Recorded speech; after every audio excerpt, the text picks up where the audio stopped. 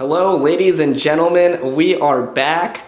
1495 Sports, Steven Dumeng. We're here for The Mixer with Steven Dumeng, episode 9. We actually made it that far. So thank you guys so much for tuning in. And let's just jump right into it because I've been gone for a few months. I've been doing some wrestling shows here and there. But you know what? We're talking about things that I'm very passionate about, and I love pro wrestling in any case. But I will say this. I have a huge desire and love and passion of mixed martial arts. And episode 9, we're going to be taking a look at quite a few things, obviously, with the UFC and Bellator and some other MMA companies as well. We're looking at a very dismal 2014 thus far. Not going to lie, 2014 has been quite horrendous for the UFC in particular. Canceled events, UFC 176. We've had a plethora of different bugs, injuries. We have interim champions. It's been a poor year for the UFC, who unfortunately GSP sat out the whole year. Anderson Silva, a lot of their stars, unfortunately on the injured list, or in GSP's case, not wanting to fight at the moment. And it has shown their ratings and their earnings are looking to drop 40% per MMA Junkie. For the record, MMA Junkie, MMA Mania, and SureDog, definitely the mixers. If you ever ask, my top 3 MMA related websites, those 3 right there. We got MMA Mania, MMA Junkie, and SureDog. Always use those guys. Great source of information. And in any case, 2015, 2014 was rough. It's really bad. I mean, we've had, again, like I'm saying, a plethora of injuries. Hopefully we have some more healthier fighters coming into the new year. 2015 is already looking quite ambitious. 45 events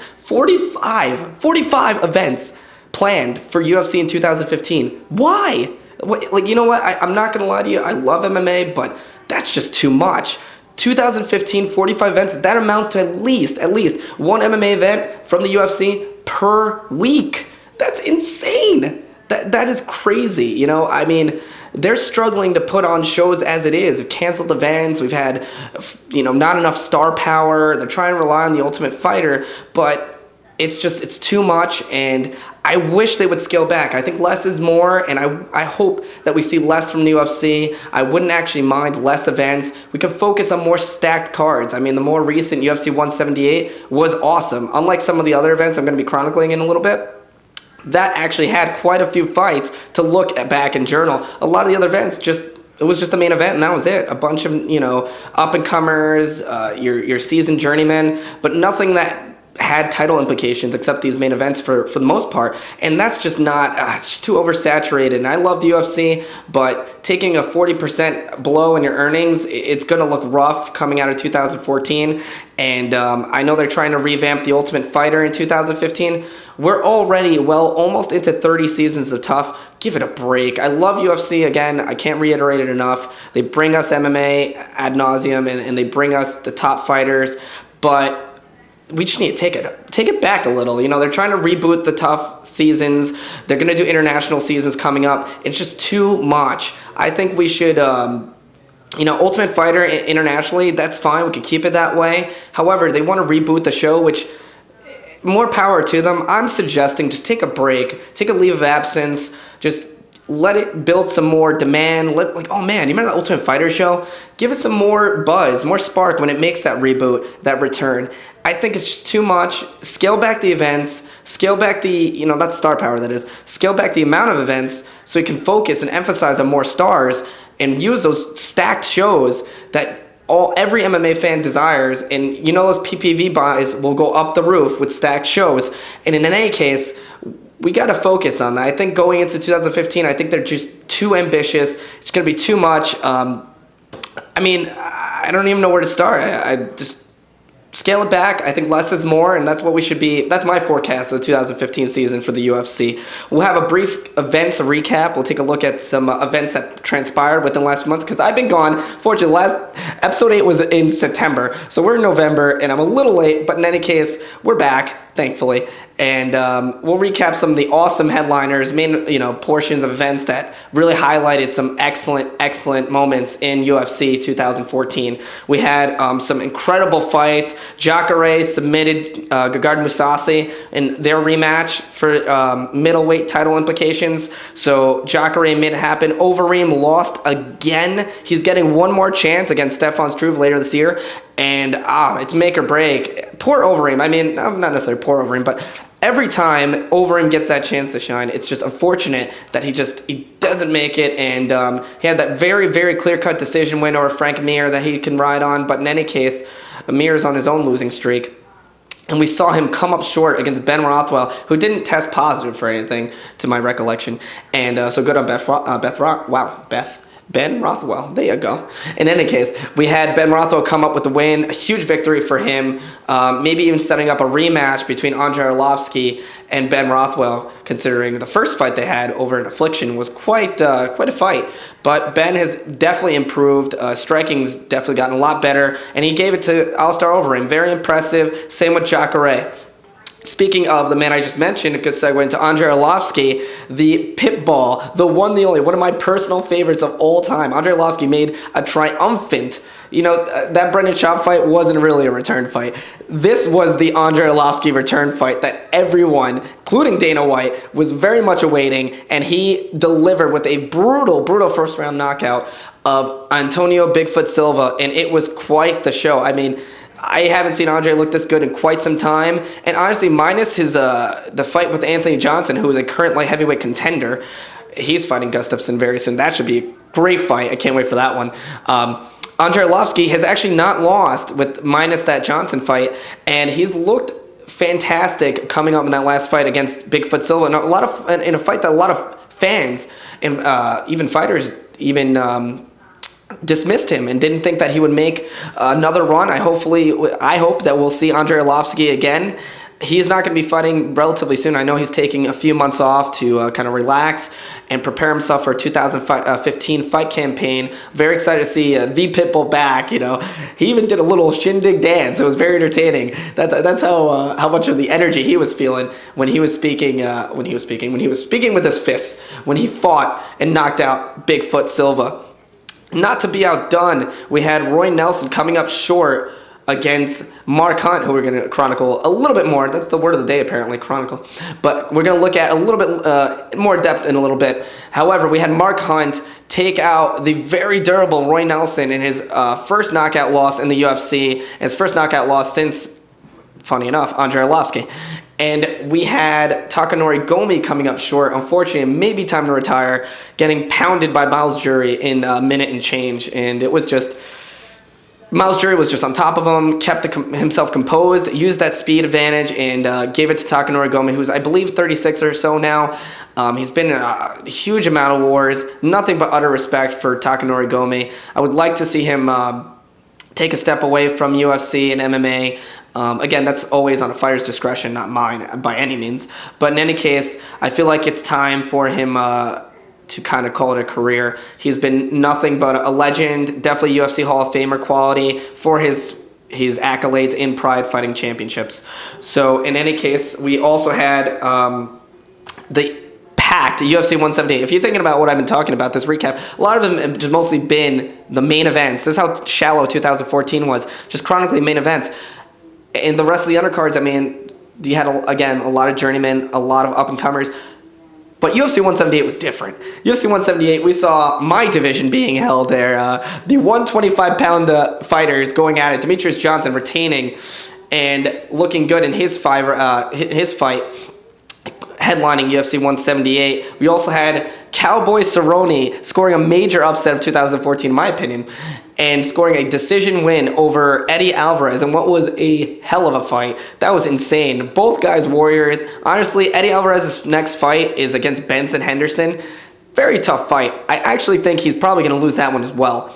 But I really, really hope after he goes 0-2, if that does happen, they better keep him around. Eddie Alvarez is probably one of the most entertaining fighters, and it would be stupid for the UFC to get rid of Eddie Alvarez after 2 consecutive losses. 2 top 10 lightweights at that. You had the perennial contender in Cerrone, and you had Benson Henderson, who's a former UFC champion. And I don't think it takes anything away from Eddie. He's a very tough guy. Hopefully, you see him come out in a very, very durable fight against Benson Henderson. Very excited for that one. Also, UFC 178, we saw Conor McGregor's rise continue, and he's not getting a title shot in what has to be something really, really ridiculous. He has yet one more fight to go through, a very meaningless and soon-to-be first-round finish of Dennis Siver. That fight's going to be a wash. I mean, at no point. Conor McGregor has all the striking tools to lay out Dennis Siver. It's going to be quicker than Siver's loss to Gallard, really, which I believe was 36 seconds. Conor McGregor is going to knock him out very quickly, very viciously, and then hopefully he will get his title shot. I think it's about that time. He's definitely one of the most prominent, I think in my opinion, easily one of the biggest stars of the UFC, on top of the fact the most shining UFC featherweight, definitely, bar none in my opinion. But he stomped Poirier.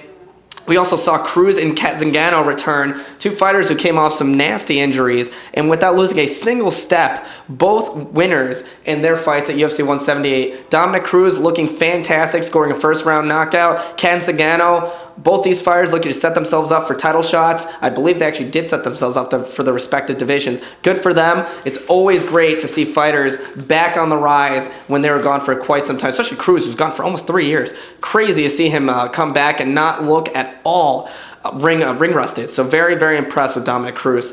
Also, we had Yoel Romero in a very debatable and controversial matchup against Tim Kennedy, who is not my favorite fighter by any means. I don't know. Romero ended up scoring a third-round knockout early in the third. And we had Romero in some stoolgate, as they're calling it. He didn't answer he didn't get off his stool to answer the bell. However, he was taking instructions. He is Cuban, so he speaks Spanish, and so does his corner. So there was quite a bit of miscommunication. Honestly, that's like when a fighter goes and gets their 5-minute breather, or they lose a mouthpiece, they have to call a timeout. I didn't think there was any controversy. I think he was on his stool for about maybe 10, 20 seconds or so. And again, I'm not a fighter, so be it. I know Kennedy is defending that as that's a huge game changer. Hopefully we see a rematch between the two gentlemen. Both fighters very, very ambitious in middleweight. I know Romero has a fight, I believe against Jacare coming up. So that should be quite entertaining. Maybe we'll see Tim Kennedy and Yoel Romero cross paths very soon. It'd be great to see a fellow Spanish speaker in the house making strides as a middleweight champion. So good for Yoel Romero. Luke Rockhold scored a huge win, submitting Michael Bisping with a guillotine choke, and that was very entertaining. You saw Michael Bisping coming up short. It's unfortunate. He had a very dominant win over Kung Lee, couldn't build up on it. Props to Luke Rockhold for making it happen and scoring actually one of the few cards in the modern era of the UFC to actually not have a single decision. That alone was extremely impressive. Every fight ended by way of knockout, technical knockout, or submission, and not a single decision. These fighters brought it. They made it happen. Kudos to every fighter who competed on that one. There were some great highlights. We saw some Sweet Chin Music knockouts. We saw some awesome stuff, including obviously the main event with Bisping unfortunately coming up short and probably having to retool his game. He's getting a little older. I think he just has... it's pretty limited at this point. I think he's a very talented fighter, but fortunately I don't see him being championship material. However, Luke Rockhold may be up there, probably potentially setting himself a rematch with Vitor Belfort later on down the line. We also had Avance St. Preux defeating Shogun Rua in a mere 34 seconds in what was brutal. A quick, swift knockout, OSP scoring... Major props to Prue for coming through on short notice, stepping up to face on a warrior like Shogun, who is now thinking about going down to middleweight, which I think is a very good idea. OSP looked massive compared to Shogun, and Shogun's such a warrior, but his body and his chin are clearly showing tolls of these fights that he's been in, and I think it's time to either try 185, give it a go at 185, see how it is, and in any case, maybe give it one more fight, and if not, I think it's time to throw up the gloves. He's a true warrior. Again, another future legend, and very thankful for what Shogun's done for the MMA business. Last but certainly not least, in the UFC side of things, we had Fabrizio Verdum, scoring the interim heavyweight title because we had yet another disparaging injury in terms of Cain Velasquez not making it to the Mexico card. But in any case, UFC 180, we saw Verdum TKOing and ending yet another Cinderella story for Mark Hunt. Unfortunately, we saw Mark Hunt coming up short. Verdum, the new interim champion, looking to set up a heavyweight unification bout in 2015. Wow, there's some big fights coming up. Anderson Silva, Diaz, Verdum, Velasquez. Hopefully these guys are staying. Please, I'm begging. God, please, anyone watching. We need these guys to stay healthy. These fights are awesome. I want to see them. Hopefully we will get to see them all together, guys. In any case, we have a couple fight cards coming up for the UFC. We got some predictions going your way. The fight night this weekend with Edgar versus Swanson. Very simple. We'll get right down to it. I think Edgar is a more technical fighter. He's been in more championship fights.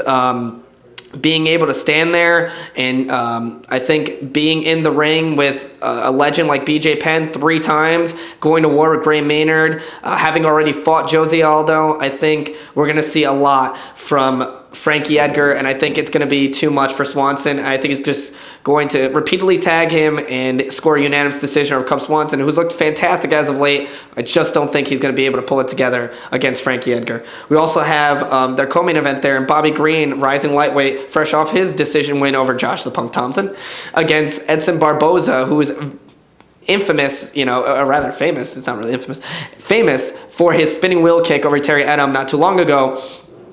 In a fight, I think is going to be complete fireworks. Definitely fight of the night. These guys are total bang fest, if you will. We'll use one of those terminologies. We're going to see Green and Barboza go at it. I'm going to give the nod to Green, though. I think has more experience and facing the higher caliber fighters, in my opinion. And I think riding that Thompson win, hopefully we see less antics from Bobby Green, if you will. I know he's been training with the Diaz's. However, hopefully we see less antics, more action, and a nice, concise game plan with a victory over a very tough, durable Edson Barboza. I think we're going to take Green by decision. Also, UFC 181 looking also very, very stacked. We have 2 title fights. You see, this is what we need, more stacked shows. UFC 181, Lawler versus Hendricks, both welterweight, easily their top 1 and 2 of their division until GSP comes back. And we have Lawler hopefully trying to rewrite history in his initial decision loss. He initially lost the first fight to Johnny Hendricks. Hopefully we'll see a different outcome. I'm a huge Lawler fan. Would love to see him come away with the victory and the title, but I don't see it happening, unfortunately. I think Hendricks is going to be the more smart fighter, composed. I think he's going to work far more takedowns into his strategy, be more aggressive with the takedown, try to score some more ground and pound, and utilize his wrestling in his own H-bomb, if you will. And try and tag Lawler repeatedly, keep him on the outside, and make sure he keeps Lawler, who's usually aggressive, at bay with takedowns and rinse and repeat. I think we're going to see a Hendricks decision with the 5 rounds. We have Anthony Pettis versus Gil Melendez, which should be an awesome lightweight scrap. We have 2 fantastic fighters in their own rights with very dynamic styles. We have the dynamic striking of Anthony Showtime Pettis. Hopefully we'll see a Showtime kick, but I doubt it. We'll see against Melendez. Is more of a grinder, and definitely bringing in the more. I definitely think he's been in there with tougher guys, in my opinion, having been in there with a whole bunch of different fighters. I think Melendez will be able to close the distance, keep Anthony, who is definitely a lot more rusty than Melendez, at bay, scoring takedowns and trying to nullify the dynamic striking of Anthony Pettis. I think it's going to be too much. I think we'll see Melendez walking away with the title in what should be a very close decision, but I'm going to give a unanimous nod to Gilbert Melendez, and I can't wait. We also want to give a super big shout out to recent guest of the Mixer, Truck Gordon, who I had the very privilege and honor of interviewing. Definitely check that out, guys. There'll be links at the end of these videos. Definitely check it out. We had some awesome content. We have some more coming up as well. A lot of great stuff in the works. Truck Gordon is making his post-tough debut in the middleweight division, looking against to fight a fellow tough alum, if you will, in Salmon, and I can't wait to see that fight. Truck Gordon, very cool guy. I loved our interview. It was great to meet you. Can't wait to see you in action. I'm gonna go with the first round TKO. I think Gordon's gonna bring the heat and keep Salmon on his toes, score takedown and ground and pound him, and I think we're gonna see Gordon have a successful post-tough debut. I'm excited to see him in action. See, that card also features Uriah Faber, Todd Duffy, Pettis Jr., which is not Pettis Jr. We have Sergio in action.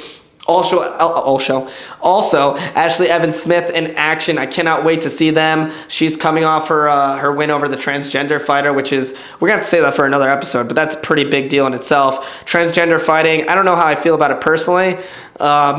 I think now it's out in the public. I think it was very unfair that her past opponents didn't know this. However, Ashley Evans Smith made it not matter. She won that fight. She'll be making her debut. Very excited for UFC 181.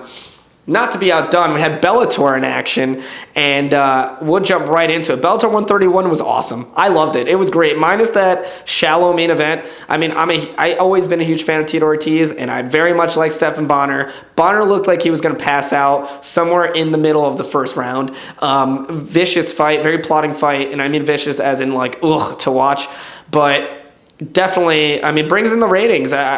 Tito Ortiz, I don't care what anyone says, is a huge draw for Bellator, and he's going to continue to be that draw, especially with a 2-fight win streak in Bellator, looking better than ever, and his first winning streak since he beat Ken Shamrock a couple of times in a row years ago. So good for him. Likely, hopefully we never see Bonner again. That was vicious display to see him there, but the antics need to stop. This is not pro wrestling. I come from pro wrestling background. Whole like water at the end where he's throwing water at him and flipping him off. Ugh, just so fabricated. Speaking of fabricated, the Joe Warren, I'll get to that in a minute, but we also had Will Brooks. Kudos to Will Brooks stopping Michael Chandler, and what was one of the most what the F moments I've ever seen. Michael Chandler takes a shot, and he literally was like, he had had no idea what planet he was on. It was insane. I've never seen something like it. Knocked him so loopy, he had no idea where he was. And kudos to Will Brooks for making that happen against a very, you know what, people saying Chandler's on 3-fight losing streak. Of course he is, but he's a very durable fighter. I'm sure we'll see him again very soon. Kudos to the new unified and fully, no undisputed title holder lightweight in Bellator, Will Brooks. Good for him. Schilling and Melvin Manhoff had a very excellent fight and very memorable knockout. Speaking of knockouts, kudos to Schilling. We had Richmond come through with a knockout over Fan, which created some controversy with Joe Warren, which was so lame. They got to stop. Like, Bellator, I know what they're trying to do with it. They had the entrances and everything, which I actually don't really mind the entrances. We got to cut the antics out. And last but not least, we had King Mo versus Joe Vidapo in a beatdown, really. I mean, he was fighting a underweight fighter, but props to Vidapo for stepping up. It was a very fantastic card. Very excited with Bellator 131 out. We have a huge Bellator 2015 to look forward to. You've had guys like Bobby Lashley in there. He'll be fighting James Thompson in in their rematch of a very controversial first fight where Thompson got the unanimous nod the first time. We have Warren versus Galval 2. We have Strauss versus Patricio Fajedi. The second fight, Douglas Lima versus Paul Daly, Emmanuel Newton versus McGeary. We also have Marlos Conan, Tito Ortiz, King Mo, Tamden McCrory, new middleweight champion Brendan Halsey. A whole bunch of stars in their rankings, and I'm very excited to see what we see from Bellator. Very excited to see what they got. Kudos to Bellator for an excellent show. Very happy with the new Bellator under Coker. Want some tournaments back, but what can you do? I think, in my opinion, my last disclaimer, I think we should have the tournaments back, at least on a lesser scale for fighters that are unknown, don't want to work their way to prelims or anything like that. Get themselves some experience, get themselves some ledger, and have access to a tournament, maybe get them an instant title shot when they do that. I'd like to see something along those lines. In any case, Bellator 2015 looking fantastic. Can't wait to see Bobby Lashley in action again. All those fighters, very happy to see Scott Coker at the helm. Sorry, Bjorn Rebney. And in any case, definitely want to see more from World Series of Fighting. We had an excellent show. Justin Gaethje, unfortunately, didn't defend a lightweight title against an overweight Melvin Guillard, but still came out on top. Very excited to see what they got in 2015. Same with Legacy Fighting and also ONE FC, who has Ben Askren. So very excited to see that all happen. Episode 9, guys, thank you so much for tuning in. You got my predictions, and it's been fantastic, guys. Definitely check out. Want to give a super big thanks. Quest, yummy, yummy, yum, yum. And I stole that from the Chinese restaurant. But in any case, it was appropriate, delicious. I love Quest. Definitely check out Quest Training. Guys, all their products, Quest is fantastic. In any case, never forget Vegas Fuel. Very much want to thank you guys. Always delicious. This will be drank very soon. Cannot wait. Always yummy. And I have maybe a match made in heaven here with Quest Bars and Vegas Fuel. Just saying. And always want to give a huge shout out to Fight Match. Thank you guys. Definitely check out their apps on Google and Android, obviously. Google, Android. Definitely check that out there. And also on iOS. They have an app dedicated to fighting. Fighting. I love fighting.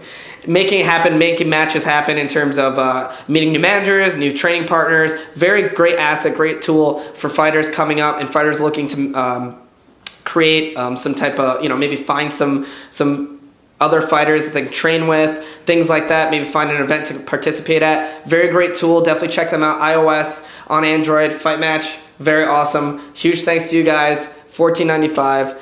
Always love you guys. This has been The Mixer, episode 9. Thank you so much for tuning in.